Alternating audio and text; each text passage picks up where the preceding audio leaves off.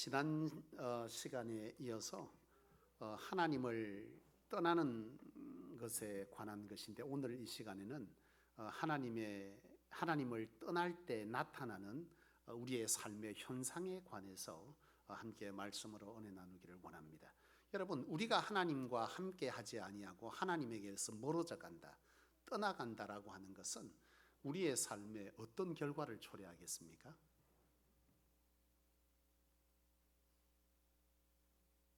네? 우리의 삶에요, 굉장히 심각한 결과를 초래하죠. 여러분, 하나님과 함께 하는 것이 우리에게 뭐라 그랬습니까? 복이잖아요. 하나님이 함께 해 주실 때, 여호와께서 함께 하심으로 형통한다. 우리의 삶의 문제들이 하나님의 능력과 역사로 해결되어진다.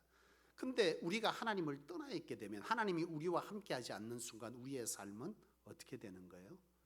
그야말로 생명력을 잃게 되지 않습니까? 그래서 우리의 삶에 하나님을 떠나는 것만큼 우리의 삶에 심각한 문제는 없지만, 우리가 그것을 잘 깨닫지 못하고 그것의 심각성을 잘 모르는 것은, 하나님이 우리의 삶을 떠나 있을 때 우리의 삶에 당장 어떠한 것이 나타나지 않는기 때문에, 그것이 서서히 나타나기 때문에 우리가 뭐 한다는 거예요? 그것을 잘 알지 못한다는 거예요.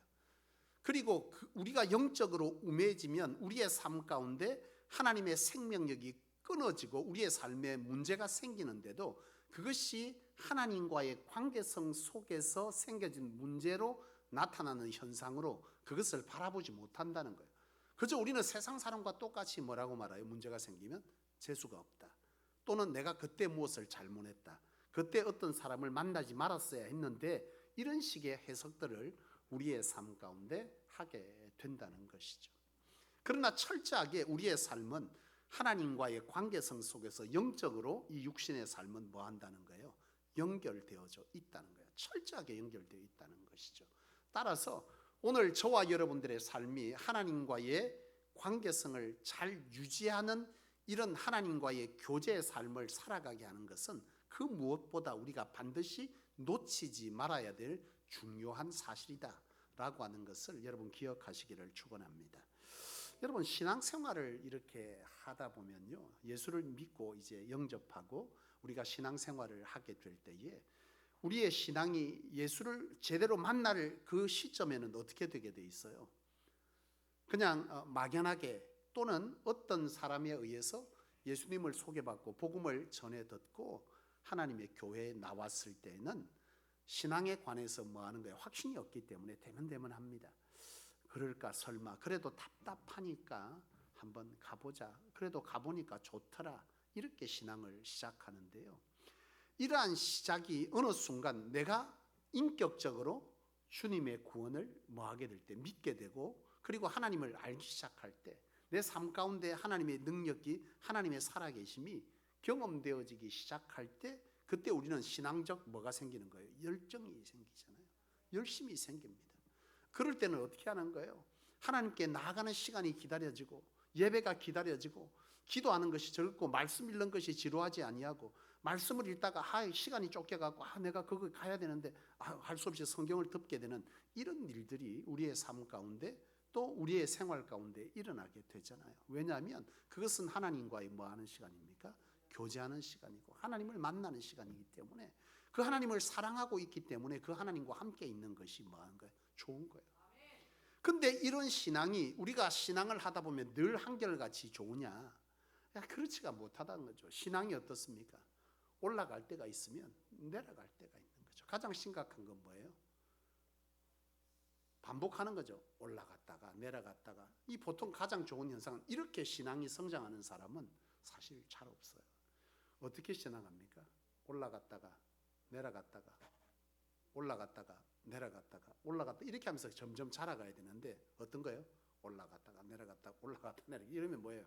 처음 예수를 믿었다가 참 은혜 받았을 때 한 번 있고, 또 내려갈 때는 또 어디요? 거기까지 내려갔다가 또 올라갈 때 딱 그만치만 올라가고 더 이상 자라가지 아니한. 그래서 예수를 믿고 20년, 30년, 뭐 40년 이렇게 일평생을 신앙하고 대를 이어서 신앙을 했는데도 불구하고 내 삶이 그리스도의 장성한 분량에 이르지 못한다라고 하는 것은 내 신앙이 뭐하고 있다는 거예요?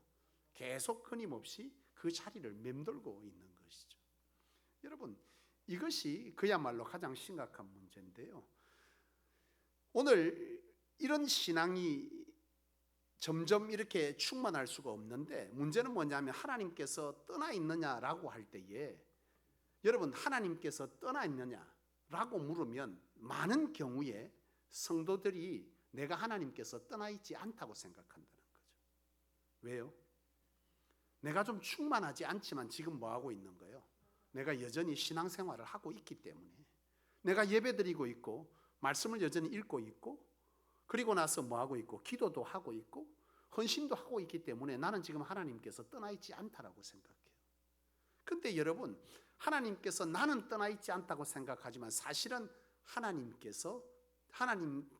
떠나 있는 나의 삶이 지금 지속되고 있는 것을 많이 보게 돼요. 여러분, 내가 하나님께 떠나 있다는 것은 이런 어떤 신앙적 행위에 뭐가 빠져버리면, 하나님과의 관계에 대한 교통이 빠져버린 상태에서 이 신앙적 행위만을 하게 될 때에 오늘 나는 하나님에게서 뭐 하는 거예요? 떠나 있는 거예요. 근데 많은 경우에 내가 지금 하나님께서 떠나 있지만 신앙적 행위를 여전히 하고 있기 때문에 나는 여전히 지금 하나님에게서 떠나 있지 않다라고 생각하는 거죠. 여러분, 안타까운 것은 뭐냐면 이런 상황 속에서 하나님께 내가 지금 떠나 있는데 떠나 있지 않다라고 생각하는 이 착각이, 여러분, 예레미야서나 에스겔서나 그리고 예수님 당시에 바리새인들과 이 율법학자들이 다 예수님께 뭐라고 지적을 받은 거예요? 너희가 하나님께서 뭐한다? 하나님께 떠나 있다라고 말했다는 거죠. 근데 그들은 그렇게 뭐하지 않았다고요? 생각하지 않았다는 거예요. 안타까운 것은 이렇게 그들은 안 떠났다고 생각했지만 사실은 하나님께 떠나 있었기 때문에 그들의 삶에는 뭐가 없었다는 거예요? 하나님의 생명력이 없은 거죠. 영적 충만한 기쁨이 없고, 그리고 삶 가운데서도 하나님으로 경험되어지는 그런 역사들이 우리의 삶 가운데 뭐 한다는 거예요? 끊어져 있다는 거예요. 생명이 사라지는 거죠. 여러분, 생각해 보십시오. 하나님은 분명 살아계시고 그 하나님께서 우리의 삶에 함께 하시면 반드시 그러하다는 것은 성경의 한두 개 구절이 아니고 그냥 뭐 하는 거예요? 맥락 자체입니다. 그 자체입니다. 근데 내 삶 가운데 그것이 없다는 것은 지금 내가 내 삶 가운데 뭐가 없다는 거예요? 하나님에게서 떠나 있는 거예요. 근데 나는 지금 그걸 깨닫지 못하고 있는 것이죠. 여러분, 그렇다면 내가 지금 하나님께서 떠나 있느냐 떠나 있지 않느냐라고 하는 것을 어떻게 알 수 있을까라고 하는 것을 오늘 이 시간 우리가 함께 알아가기를 원해요. 여러분, 우리가 하나님께 떠나가 있다라고 하는 것은 현상들이 우리의 삶 가운데 나타나게 되는데, 그 첫 번째 현상은요, 불순종입니다. 말씀에 대한 불순종, 이것이 지금 내가 하나님에게서 뭐 한다는 거예요? 나는 하나님께 잘 있다고 생각하지만, 잘 붙어 있다고 생각하지만 사실은 나는 하나님께 뭐 하다는 거예요? 떠나 있는 삶을 살고 있다는 것이죠. 여러분, 오늘 읽은 말씀이 뭐라고 말씀합니까? 오늘 내게 명령한 이 명령은 내게 어려운 것도 아니요 먼 것도 아니라. 그럼 뭐 하다는 거예요? 어려운 게 아니면 뭐라는 거예요? 쉬운 거라는 거예요. 여러분, 하나님의 말씀을 내가 삶으로 행하기가 어렵냐 쉽냐? 오늘 본문 말씀은 어려운 것 아니다, 쉽다라고 말합니다. 여러분, 왜 쉬운 거냐라고 하는 거죠. 말씀에 순종하고 하나님을 사랑하는 것은 뭐 하는 거예요? 비례합니다. 여러분, 생각해 보세요. 우리가 하나님을 전적으로 사랑하기 시작할 때 그 하나님의 말에 뭐 하게 돼 있어요? 귀 기울이거든요. 내가 사랑하는 하나님의 말씀을 내가 그대로 뭐 하기를 안 한다고, 허투루 듣지 아니하고 그것을 이루는 것을 내가 뭐 하게 되는 거예요? 즐거워하게 되거든요. 근데 내가 하나님에게서 떠나 있고 하나님에 대한 사랑이 내게서 점점 식어져 가기 시작하면 그때부터는 하나님의 말이 내 귀에 뭐 하는 거예요? 들려오지 않습니다. 하나님의 말이 들려오지 않을 뿐더러 그 말씀이 내 삶 가운데 뭐 하다는 거예요? 기억해서 지키는 일이 점점 안 돼가는 거죠. 내가 하나님을 사랑하기 시작할 때, 내가 그 하나님을 전적으로 사랑하기 시작할 때 그 하나님의 말씀이 내 귀에 뭐 하는 거예요? 그냥 들려지는 거예요. 듣게 되는 거죠. 그렇지 않습니까? 오늘 부부가 앉은 분이, 아유 장로님. 오늘 이 말씀 드리고 또 장로님 네 분이 함께 안 앉으실라 내 살짝 염려됐지만서. 장로님, 권사님 저 두 분 저렇게 앉아 계신데요.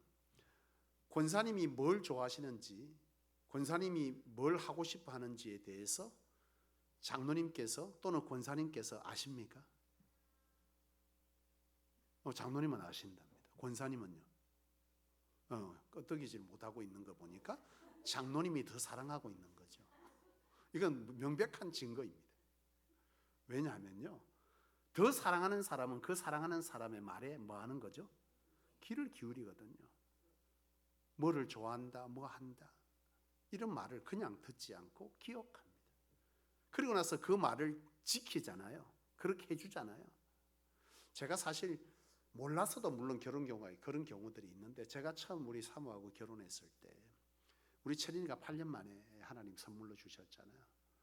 그때 우리 사모가 회가 먹고 싶다는 거예요. 그러면 어떻게 해야 됩니까? 사줘야 되잖아요. 근데 나는 밤에 갑자기 회가 어딨냐 이 생각을 하고는요, 날 맑을 때 날 좋을 때 가지 뭐 이렇게 생각한 거예요. 여러분, 제가 사실 아이를 안 가지면 여성들은 대판 이게 뭐가 문제인지 알 텐데 저는 그게 뭐가 문제인지 몰랐어요. 먹고 싶으면 나중에 가서 사주면 되잖아. 근데 먹고 싶을 때가 언제죠? 딱 그때예요. 딱 그때거든요. 내가 뒤늦게 아는 거예요. 지나고 나면 안 먹고 싶어져요. 안 먹고 싶어집니다. 심지어 심한 경우에는 먹고 싶다고 해서 사갔는데 갑자기 한 점 뜨다가 안 먹겠다고 싹 밀게 되거든요. 사실 몰랐어도 그렇지만 대부분은 그런 경우가 아니죠. 그렇다면 나중에라도 그것을 해야 되잖아요. 근데 만약에 듣고 나서 그것을 아예 생각지 아니했다라고 하는 것은 내가 그 사람에 대해서 뭐가 없는 거죠? 사랑이 부족한 거잖아요. 그러니까 사랑의, 하나님을 향한 사랑의 크기와 그 말씀의 순종은 뭐 한다는 거예요? 비례해요. 하나님의 사랑이 크면, 하나님을 향한 사랑이 크면 말씀의 순종의 크기도 커요. 하나님의 사랑의 크기가 요만하면 그 말씀을 순종하는 것도 띄엄띄엄하고 잘하지 않아요. 그래서 내가 하나님을 사랑한다라고 하는 것은 결국 하나님의 말씀에 순종이 그대로 내 가운데 있다는 거예요. 말씀을 듣는다라고 할 때 그냥 말씀을 읽고 배운다 이 말을 하는 게 아니라 내 삶 가운데 그 말씀을 뭐 한다는 거예요? 지켜 행한다라고 하는 거예요. 그러니까 우리의 삶이 하나님에게서 떠나 있지 아니하다라고 해서 내가 여전히 하나님을 사랑하고 그 하나님과 교제하고 있다라고 하는 것은 내 삶에 하나님의 말씀이 늘 내 삶 가운데 뭐 한다는 거예요? 기억되어진다는 것이고, 그 말씀을 따라서 내가 뭐 한다는 거예요? 살려고 뭐 한다는 거예요? 힘쓴다라고 하는 거예요. 근데 내 삶 가운데 하나님의 말씀이 전혀 기억되지 아니하고 내 삶 가운데 그저 기억되는 말은 누구예요? 내가 좋아했던 사람의 말들, 또는 내가 생각했던 그런 말들, 내가 읽었던 책들의 말들, 그런 것들이 훨씬 하나님의 말씀보다 더 그것들이 중요하게 생각되어지고 행해지게 될 때 나는 지금 하나님에게서 뭐 한다는 거예요? 끊어져 있다는 거예요. 멀어져 있는 게 아니라 뭐 한 거예요? 끊어져 있는 거예요. 우리는 그것을 멀어져 있다라고 생각하니까 내가 지금 끊어져 있지 않다라고 생각하지만, 지난 말씀 시간 여러분 기억합니까? 선별적 순종은 뭐가 다? 불순종과 똑같다는 거죠. 선별적 순종, 우리는 선별적 순종을 하고 있기 때문에, 물론 여기에서 선별적이라고 하는 건 뭐예요? 어떤 한 사건에 대한 선별적이죠. 우리의 삶이 100% 하나님께 순종을 하고 있냐 이 말을 하는 게 아니에요. 그건 우리의 삶에 뭐 하다는 거예요? 쉽지 않은 얘기죠. 근데 우리가 하나님을 전적으로 사랑하면, 하나님에게 온전히 사랑에 빠져버리면 내 삶의 모든 자리가 하나님의 말씀에 뭘 하게 되는 거예요? 지배를 받게 되어 있는 것이죠. 그런데 여기서 말하는 불순종, 선별적 순종이라고 하는 것은 내가 뭐 한 거예요? 하나님께 대하여 뭐 했다? 지난번에처럼 그것을 진멸하라 그랬는데 진멸하지 아니하고 요 기퉁이는 남겨놓고 요만큼만 뭐 한다는 걸 멸해놓고 나는 그것을 순종했다라고 말할 때 그것에 대한 뭐요? 불순종, 선별적 순종, 이것이 뭐라는 거죠? 불순종이라고 말했는데요. 어찌됐건 우리는 우리의 삶 가운데 이런 선별적 순종을 하고 있기 때문에 나는 여전히 하나님에게서 뭐하다는 거 떠나 있지 않다라고 생각하지만, 사실은 내 삶에 하나님의 말씀이 전적으로 순종되어지지 않는다면 나는 지금 뭘 하고 있는 거라는 거예요? 하나님에게서 떠나 있는 삶을 살아가고 있다라고 하는 거죠. 오늘 여러분, 저나 여러분들의 삶 가운데 하나님의 말씀을 기억하여 행하며 살아가는 것이 쉽습니까? 어렵습니까? 어렵다라고 하는 것은 내가 하나님을 사랑하는 것이 그만큼 뭐하다는 거예요? 작다는 겁니다. 오늘 본문에서처럼 그것이 어려운 것이 아니다. 먼 것도 아니다. 뭐하다? 쉽다라고 하는 거예요. 왜 쉬우냐? 하나님을 뭐하기 때문에? 온전히 사랑하고 있기 때문에. 여러분, 온전히 사랑하는 사람의 말을 듣고 그 사람을 위해서 그 행동을 하는 것이 내가 사랑할 때는 그것이 싫습니까? 그 자체가 기쁨입니까? 기쁨이거든요. 내가 그 사람에서 점점 관심이 끊어져 가고 사랑이 식어져 가면 그 사람에 대한 말을 행하는 것이 뭐가 돼요? 귀찮고 싫고 하기 싫고 이렇게 되는 거잖아요. 하나님과의 관계도 똑같다는 거죠. 내가 하나님과의 관계가 좋으면 그 말을 행하는 것이 쉬울 것이요, 반대로 오늘 말씀은 네가 하나님과의 관계가 멀어져 있으면 하나님의 말씀을 지키는 것이 뭐하다? 어렵다. 그 얘기를 하고 있는 거예요.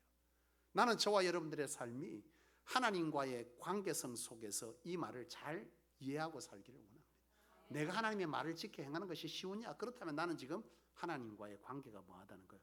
끊어져 있지 않다는 거예요.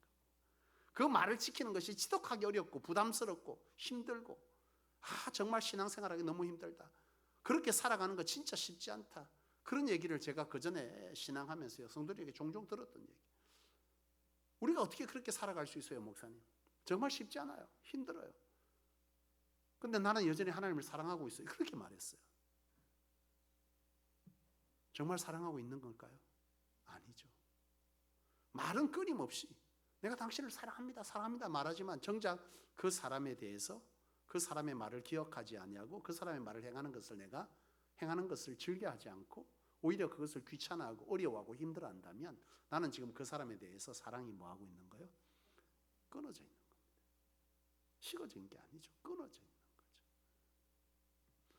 그나마 내가 그것을 지키는 게 하면서 조금이라도 자발적 기쁨이 남아있다면 나는 지금 뭐하고 있는 거고? 관계가 이어져 있는 거고. 그것이 귀찮고 힘들고 하기 어렵고 그렇다면 나는 지금 뭐한다? 사랑이 이미 끊어져 있는 상태라는 것입니다. 두 번째는 뭐냐면 우리가 하나님에게서 떠나 있게 될 때 나타나는 우리의 삶의 현상은 바로 우상 숭배입니다. 하나님은 우상 숭배를 지극히 싫어하셨어요. 우상 숭배는 전적으로 하나님께서 하지 말아야 될 것이라고 말씀하셨는데 여러분, 이 우상 숭배라고 할 때 보통의 우상이라고 하는 것에 대한 것을 우리는 어떤 형상을 생각하게 됩니다. 그렇지 않아요? 그렇죠? 어떤 형상을 생각해요. 저도 어릴 때 자랄 때 보면 제 친구 집에 한번 갔는데요. 그 집이 그때 당시에 불교였던 것 같아요. 갔는데요. 온갖 상들이 있는데 불상도 종류가 굉장히 여러 가지더라고요. 보니까 불상 말고도 절에서 쓰는 이런 상들이 있는데 그게 보니까 이상한 상들이 되게 있었어요. 그 집에 갔는데 막 이렇게 상이 여러 개 있고요. 집 입구에 정원에 들어갔는데 정원 입구부터 그런 것들이 막 있더라고요. 굉장히 무섭고 싫더라고요. 저는 어릴 때.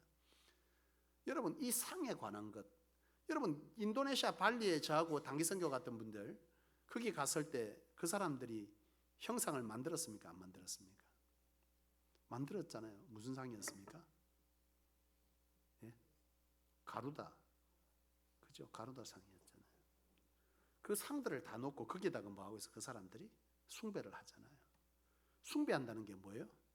그 존재를 영적으로 우선순위에 두고 그리고 그에게 내 삶의 문제를 해결하기를 기도하고 그 신이 말하는 내가 숭배하는 그 신이 내게 원하는 것이 무엇인지에 대해서 귀 기울이고 그것에 따라서 내 삶을 내어드리는 삶을 살아간다라고 하는 거잖아요. 그러니까 내 삶의 어떠한 결정과 내 삶의 해결의 어떤 문제를 내가 뭐한다? 숭배하는 그에게 전적으로 내어준다라고 하는 뜻인데요. 이 우상 숭배라고 하는 것에 우리가 성경을 통해서 보게 되는 것은 그런 상에 대한 문제도 있지만 사실은 상에 대한 것보다 더 중요한 것은 뭐냐? 진짜 우리가 분별해야 될 것은 뭐냐 하면 우상이라고 하는 것은 하나님을 대체하는 그 어떤 모든 것이 다 우상입니다. 하나님을 뭐하는? 대체해버리는 그 어떤 모든 것. 그것이 무엇이 될 수 있겠습니까? 요즘 사람들은 그게 뭐예요? 돈입니다. 하나님을 대신할 수 있는 것, 돈이죠. 하나님보다 돈이 더 중요하고 돈이 더 사랑스럽고 돈이 더 우선순위에 가고 돈 버는 일이라면 하나님보다 더 우선순위에 되어지는 이 모든 것이 다 뭐인 거예요? 하나님보다 우선순위에 두는 모든 것들이 다 거기에 속한다는 거예요. 또 한국 사람들에게 가장 우상 중에 우상은 뭐겠어요? 자식입니다. 하나님께서 아브라함을 축복하실 때 진실성 검증을 했어요. 그러니까 하나님보다 사랑하는 것은 하나님은 무엇이든 그것은 안 된다라고 그랬어요. 그럼 우리가 그러면 자식을 내팽개쳐라 이 말이 아니잖아요. 무엇보다 하나님보다라고 하는 것은 뭐냐? 그 자녀의 인생을 내가 사랑해야 합니다. 그의 인생을 뭐 하기를? 그의 인생을 위해 기도하고 그의 인생을 위해서 힘쓰고 애쓰고 그를 위해서 돕고 열어주고 함께 해주고 이런 거 다 필요한데요. 하나님보다 그 아이의 인생을 내가 책임지겠다라고 하는 이 우선순위를 뒤집는 순간 뭐가 되는 거예요? 자식이 우상이 되는 겁니다. 제가 일전에도 고백했던 것처럼 제가 사역하면서 가장 쉽지 않았던 것이고 또 내가 결단할 수밖에 없었던 것 중에 하나는 바로 이 문제였죠. 다른 것들은 다 되는데요. 자식 문제만큼은 참 어려웠어요. 그래서 제가 그걸 애시당초 알고 지금 생각하면 충분히 할 수 있었을 것 같은데 그때 당시에 그게 저는 굉장히 어렵게 느껴지고 그런 점에서 제가 청년 시절부터 결혼하면 아이를 반드시 하나만 놓아야 되겠다 그렇게 생각했어요. 왜냐하면 많은 주의 종들이 목회자들이 목회를 하면서 자녀들 때문에 굉장히 여러 가지 문제들을 교회 안에 일으키더라고요. 그래서 최소한의 자녀를 나는 얻기를 원했고 그렇게 했는데요. 그건 자녀의 수하고 문제가 아니더라고요. 우선순위의 문제지. 근데 그때 당시엔 그랬어요. 사실 그렇게 해서 사역들을 하면서 제가 하나님께 마지막 내려진 신앙적 결론이자 해답은 내가 주의 일을 우선시하고 자녀를 그 다음으로 생각하는 이것이 쉽지 않았어요. 그런데 이 결정을 하면서 내가 내리는 그리고 하나님께 기도하고 확신하며 믿음으로 밀어붙이는 것은 내가 주의 일을 우선순위에 두고 할 때 내 자녀의 인생을 하나님께 뭐 하겠다? 맡기겠다. 하나님께서 책임져 달라. 라고 하는 이 기도가 제 일생에 끊임없이 되어진 기도입니다. 제 사모도 마찬가지고 제 가족에 대한 한국 사람들 가족 물론 중요하죠. 제가 우리 사모한테 인간적으로 굉장히 미안한 것은 여러 차례 수술을 했어요. 수술을 하고 이렇게 할 때마다 제가 곁에 못 있었습니다. 굉장히 중요한 암 수술을 할 때도 마찬가지고요. 그 수술할 시간에 뭐가 껴 있는 거예요? 예배가 늘 껴 있었어요. 수술하고 회복되기 혈압이 막 이렇게 200 막 이렇게 올라가서 말 그대로 막 사람이 헛걸 보기 시작하고 이렇게 하는데도 병원에 데려다 놓고 안정하는 걸 보지 못하고 수요 예배 때문에 제가 올 수밖에 없었거든요. 그때에 여러분 요즘 이 목회자들 젊은 저도 젊습니다. 아직 우기고 싶습니다. 곧 이제 60이 되겠지만 3년밖에 안 남았습니다. 어찌됐건 지금 최근에 주의 길을 가겠다는 목회자들이 노조를 만들면서 끊임없이 요구하는 게 있습니다. 워라벨입니다. 두 번째는 뭐냐? 그들은 말합니다. 가정이 평안해야 신앙도 목회도 편안할 수 있습니다. 그럴싸하지 않습니까? 그렇죠? 맞습니까? 틀렸습니까? 예? 반은 맞고 반은 틀렸습니까? 이성적으로 보면 지극히 맞는 얘기입니다. 인본적으로 볼 때 맞습니다. 신앙적으로 볼 때는요, 아니죠. 우선순위가 지금 뭐 한 거예요? 바뀌었습니다. 우선순위가 바뀌었습니다. 물론 이거에 대해서 지혜는 분명 필요합니다. 과거의 목사님들이 이 우선순위를 바꾸라는 것이지 그냥 방관하라는 건 아니었는데 과거의 목사님들 가운데 방관한 경우들이 많았어요. 자녀들과 자식들을 뭐 한 거예요? 크는 거 뭐 이런 거 다 안 가버린 거예요. 뭐 한다고? 신방 가고 말씀 보고 기도해야 된다고. 애가 학교에서 운동회 하고 졸업식 하는데도 안 갔어요. 뭐 있다고? 예배 같으면 말도 안 하지. 신방 간다고, 기도한다고 안 간 거예요. 그때 자녀들이 뭐 한 거예요? 마음이 멍들어 버린 거예요. 그렇게 해서 목회자 자녀들이 빗나간 애들이 굉장히 많아요. 그걸 보면서 야, 저렇게 살아서는 안 된다. 그건 맞아요. 근데 지금 젊은 목회자들이, 지망생들이 그걸 말하는 게 아니에요. 월요일은 반드시 쉬어야 되고 퇴근하고 나면 전화하지 마세요. 새벽기도도 매일 나오라고 하지 마세요. 사모님들 나와서 교회에서 사역하는 것 또는 이런 거 하는데 시키지 마세요. 이렇게 말한다는 거죠. 무엇이 문제입니까? 그것이 곧 뭐죠? 우상입니다. 내 삶의 가장 우선순위에 될 하나님의 자리를 뭐 한 거예요? 사람이 가족을 대체시켜버린 거죠. 하나님은 철저하게 말씀하시고 제 삶을 통해서 분명하게 보여주신 것은, 나는 확신하는 것은, 내가 이 우선순위를 바꾸지 아니하고 하나님께 나아갈 때 저는 우리 딸에 관해서 진짜 나는 은혜 중에 은혜라고 생각합니다. 우리 딸은 그 말할 때마다 자기의 자신이 폭로되는 것을 굉장히 꺼려하고 싫어하지만 다행히 이 자리에 없습니다. 나는 볼 때마다 느끼는 것은 딸아이가 행한 것보다 하나님은 더 큰 것이 아니고 나는 내가 볼 때 적어도 10배 이상입니다. 제가 저렇게 해서 되겠어라고 했던 걸 하나님은 뭐 한 거예요? 늘 그렇게 해주셨어요. 놀랍게 해주셨습니다. 놀랍게. 야, 쟤 되겠어. 우리 딸아이에게 참 부끄러운 고백 중에 하나고 희한한 고백 중에 하나는 고3 될 때까지 아침 8시에 늘 일어났습니다. 학교가 늘 바로 옆에 있었어요. 근데 고3 때도 8시에 일어나더라고. 그런 삶을 살았어요. 그런데 분명하게 한 것은 그가 게으름을 피웠다는 얘기를 하는 건 아닙니다. 나름 열심히 했어요. 그런데 제가 말씀드리고 싶은 것은 우리의 노력과 열심 그 이상의 결과를 하나님께서는 뭐 했다는 거예요? 늘 그 인생 가운데 부었다는 거예요. 나는 그것이 내 삶의 확신이고 성도들에게 그렇게 살아라고 저는 확신 있게 권면드리고 싶어요. 우리가 하나님을 가장 우선순위에 두기 시작할 때 하나님께 내 삶의 중심을 드리고 우선순위를 드려서 그 나머지 것들을 하지 못할 때 하나님께서 그것을 책임질 줄로 믿습니다. 여러분, 이걸 말할 때 여러분 전적이라는 이 단어를 잘 이해하셔야 됩니다. 제가 그전에 망미동에 있을 때 우리 성도님들 아실 거예요. 우리 교회 건너편에, 개척한 교회 건너편에 2층에 피아노 갖다 주고 간 분, 창문에서. 그분이 한번 저희 교회 이제 낮에 한번 오셔서 저한테 뭐 신앙 얘기를 하시면서 연배가 비슷한 남자분 한 분을 데리고 오셨어요. 그 저한테 그러더라고요.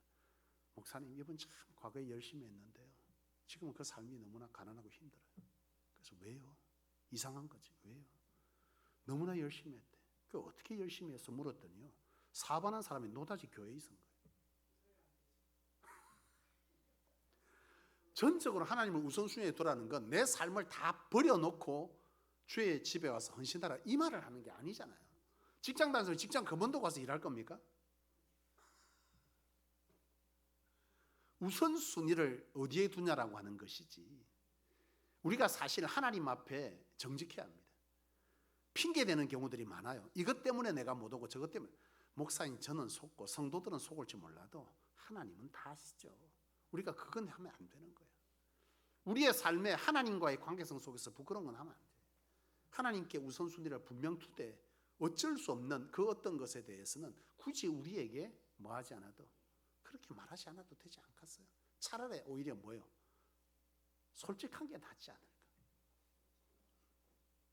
여러분, 오늘 우리의 삶의 우상은요 너무나 많습니다. 하나님을 대체하는 뭐예요? 모든 것. 돈, 사람들에게 인정받는 것, 그리고 자기 사랑. 자기 사랑도 굉장히 크죠. 지난번에 한 목사님들하고 사모님들하고 수련회 갔는데요, 그 목사님 어디 가는 데마다 사모님하고 사진 안 찍고 항상 자기 사진만 찍습니다. 그 사모님 옆에서 우리가 다 웃었어요. 아니, 사모님하고 좀 찍으시지 왜 목사님 늘 혼자 찍으세요? 사모님 옆에서 저 사람은요 자기애가 너무 강해서 나하고 찍는데 오로지 자기 사진만 찍는다는 거예요. 진짜로 계속 다니면서 자기 사진만 찍어요. 그리고 혼자 찍는 것도 아니고 다른 사람한테 카메라를 줄 때도, 핸드폰을 주면서 사진 찍을 때도요, 자기 사진만 찍습니다. 그러더라고요. 자기애가 너무 강하대요. 여러분, 우리에게는 수많은 것들이 있습니다. 울산의 한 교회에 항전직 교육 때문에 제가 한번 1시간 한 30분 강의를 한 적이 있는데요. 그때에 권사로 피택받은 분 중에 한 분이 지금은 권사님을 이제 뭐 안수받으시고 교회에서 잘 섬기고 계신데요. 그분이 그때 제가 막 교육하고 그리고 나서 마치니까 그분이 그 얘기를 하더라고요. 목사님, 제가 제일 고민되어지고 이번에 이 피택받으면서 결단해야 될 것이 하나가 있는데 참 고민이 됩니다 그러더라고요. 그래서 뭐가 그렇게 고민이 되십니까? 이렇게 물었더니 그분이 울산에 있는 카페라는 카페는 다 섭렵했대요. 유명한 카페는, 울산에 있는 유명한 카페는 다 다녔답니다. 놀랍지 않습니까? 정말 대단합니다. 뭐 그 정도로 다녀서 아닙니다. 진짜로 다 다녔습니다 이러더라고. 근데 그거를 내가 이제는 좀 주를 위해서 그 시간들을, 그 재정들을 써야 되겠는데 그게 참 제가 참 어려울 것 같습니다. 그렇습니까? 그래서 지금 어떻게 하나님 앞에 어떻게 하시기로 작정하셨습니까? 해내야죠. 그러더니 일전에 그 교회 목사님이 그 위임식이 있었어요. 제가 축사 때문에 갔는데요. 그때 그 권사님 만났습니다. 권사님 요즘은 어떻게 다니세요? 그랬더니 요즘은요 목사님하고 갈 때만 가지 안 갑니다 그러더라고요. 그러니까 뭐 항전제 끝나고 어디 갈 때 그때 아니면 거의 안 간다는 거예요. 카페가 죄입니까? 그걸 말하려고 하는 것이 아닙니다. 자기 삶의 가장 우선순위는 세상에 뭐였어? 이게 그가 말하는 뭡니까?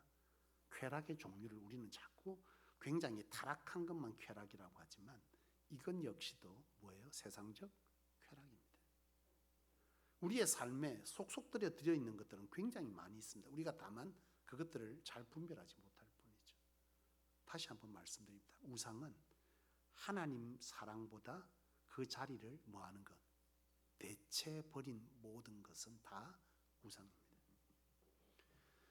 이 우상들이 우리의 삶에 있게 될 때에 하나님은 뭐하지 아니하신다? 그와 함께하지 아니하신다. 하나님을 전적으로 필요로 하는 그에게 하나님도 자신을 뭐한다? 보이신다. 지난주 말씀처럼 하나님께서 그에게 뭘 보이신다? 보이시고 예수께서 그에게 자신을 드러내시며 구원하신다. 그 말씀을 주셨잖아요. 그렇습니다, 여러분. 신앙생활은 막연하게 우리가 종교 행위를 하면서 내 삶에 하나님의 축복이, 역사가, 쓰임이 있을 거라고 생각하는 그 믿음은 굉장히 잘못된 믿음입니다. 내 삶을 하나님께 온전히 뭐하기 시작할 때, 바꿔가기 시작할 때, 교제의 자리에 들어갈 때 비로소 그때 하나님이 내 삶에 뭐한다? 역사한다는 거죠. 이 믿음이 필요한 거지. 막연하게 내가 종교적 행위를 하고 있으니까 잘 될 거야, 잘 될 거야.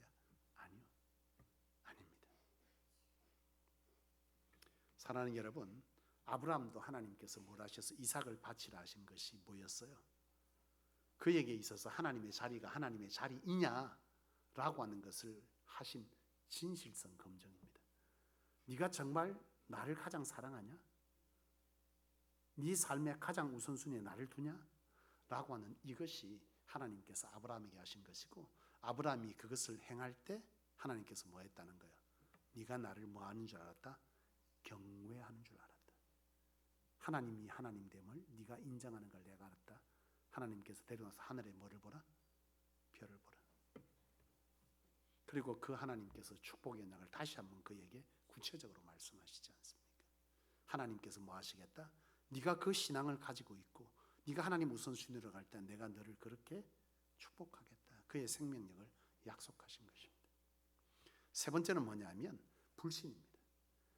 우리가 하나님에게서 떠나 있게 되면 우리의 삶에 나타나는 것은 바로 불신이죠. 불신이 고로 뭐예요? 믿음입니다. 하나님을 전적으로 믿지 못하는 것이죠. 여러분, 이스라엘 백성들이 가나안 땅에 왜 못 들어갔습니까? 불신입니다. 하나님의 언약을 뭐하지 못했다? 믿지 못했다죠. 그들의 삶에 하나님은 가나안 땅에 가기 전에 광야에서 수많은 하나님의 기적을 보여줬습니다. 하나님의 하나님 되심을 보여주고 그들의 삶을 인도하시고 지키시고 보호하셨습니다. 그들이 붙잡아야 될 것은 뭐였습니까? 기적입니까? 하나님의 뭐였어요? 언약이었습니다. 하나님의 언약, 너희로 젖과 꿀이 흐르는 땅을 주겠다. 그 약속의 언약을 그들은 뭐하지 못했어요? 믿지 못했어요. 불신했습니다. 그것이 결국 가나안 땅 정탐 이후에 그들에게 나타났던 모습이잖아요. 믿지 못했죠. 결국 그들에게 하나님께서 하신 말씀 뭐였어요? 너희는 광야에서 너희 말한 대로 그대로 광야에서 죽게 될 것이다. 1세대는요 여호수아와 갈렙 외에는 아무도 그 땅에 들어가지 못했어요. 놀라운 거죠. 여러분 역대하 15장에 보면 아사 왕이 나오는데요. 아사 왕이 그 유다의 왕인데 아사 왕이 그 유다에 전쟁이 일어납니다. 그러니까 이 아사가 보니까 너무나 전술적으로나 상황들이 너무나 어려운 거죠. 어떻게 해야 될지 모르고 있을 때 선지자가 말합니다. 하나님의 얼굴을 구하라. 그래서 아사 왕이 하나님께 엎드려서 오로지 하나님의 역사와 하나님께서 지켜줄 것에 대한 것들을 전적으로 하나님께 구하기 시작하는데요. 결국 그 전쟁에서 뭐 하게 된 거예요? 그 전쟁이 오지 아니하고 그곳에 뭐가 임하냐? 하나님의 평강이, 하나님께서 부어주시는 생명력 있는 역사들이 그 땅에 임하여서 20년 동안 그 땅이 태평성돼요. 그런데 참 인간은 참 이상해요. 아사왕도 그랬어요. 살만하니 하나님을 뭐 했다? 하나님을 전적으로 신뢰하지 못했어요. 결국 20년이 지난 그때에 그 땅에 다시 전쟁이 일어나는데요. 아사왕이 그때 뭘 해야 됐습니까? 과거를 떠올렸다면 뭘 해야죠? 하나님의 얼굴을 구해야 되지만 아사왕이 그렇게 하지 못하고 아람 왕에게 사신을 보내서 인간적인 방법으로 그 문제를 해결합니다. 그래서 해결됐어요. 해결되니까 아사왕이 뭐 한 거예요? 이렇게 해도 되는구나 라고 생각했지만 그 결말은 성경은 뭐라고 기록한다?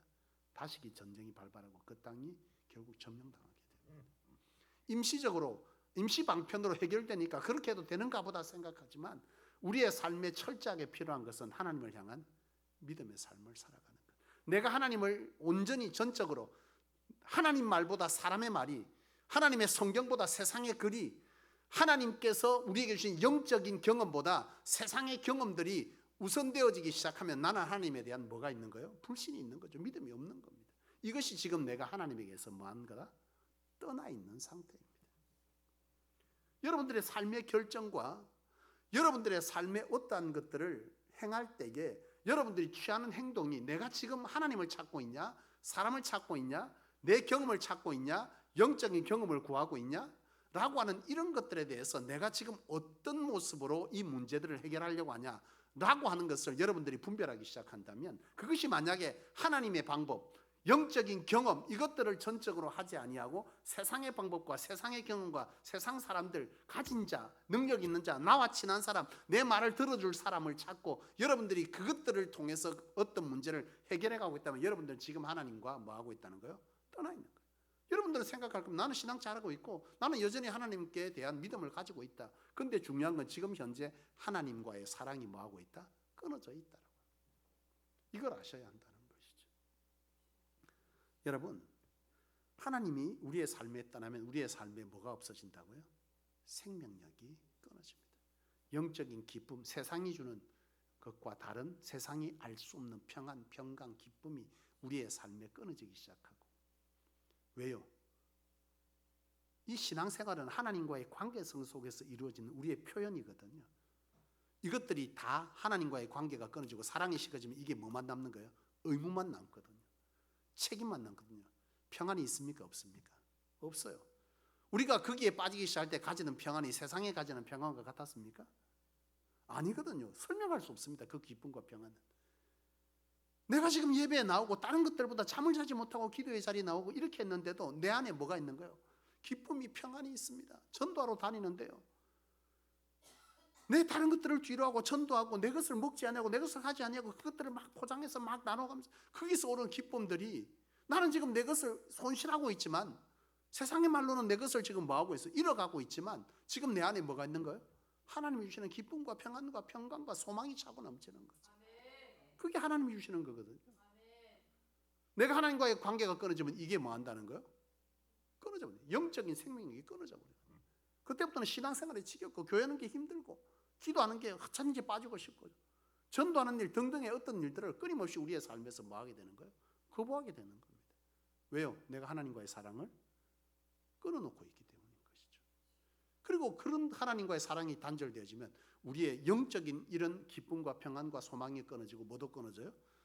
삶 속에서 나타나는 하나님께서 채워주심, 역사하심, 해결해주심, 치유하심 이런 것들도 다 내 삶 가운데 뭐 한다는 거예요? 끊어진다. 보호하심, 인도하심, 채워주심 모든 것들이 다 끊어집니다. 철저하게 내가 내 스스로 내 삶을 책임져야 하는 막막함 속에서 늘 우리는 울며 하나님께 뭐 하기를 원하는 거죠? 해결해 달라는 것만 구하는 이런 상황에 처하게 된다는 것입니다. 사랑하는 여러분, 하나님은 우리를 사랑하시고 죽기까지 사랑하시면서 우리와 더불어 우리의 삶이 죄로 인하여 망가졌던 삶을 치유하고 회복해 주시기를 원하십니다. 그것은 하나님만이 하실 수 있어요. 우리 스스로가 그것들을 해결하고자 할 때 우리는 끊임없이 막막한 인생을 살게 될 것입니다. 그러나 우리가 이 순서를 바꿔놓고 하나님을 사랑하기 시작하고 교제하면서 하나님으로 인하여 우리의 삶을 맡겨드리기 시작할 때 우리의 삶의 평안과 기쁨이 회복되어지고 우리의 삶에는 지금 여전히 뭐가 없어도 우리의 삶에 그 어떤 것 없어도 하나님으로 뭐 하게 되는 거죠? 소망하고 기뻐합니다. 그 길을 가다 보면 하나님께서 가장 좋을 때 가장 귀한 것으로 우리의 삶에 그것들을 채워주시는 그런 놀라운 세상이 알 수 없는 기쁨뿐만 아니라 세상이 이해할 수 없는 하나님의 역사가 우리의 삶 가운데 우리의 삶을 하나님으로 빛나게 할 줄로 확신합니다. 기도하겠습니다.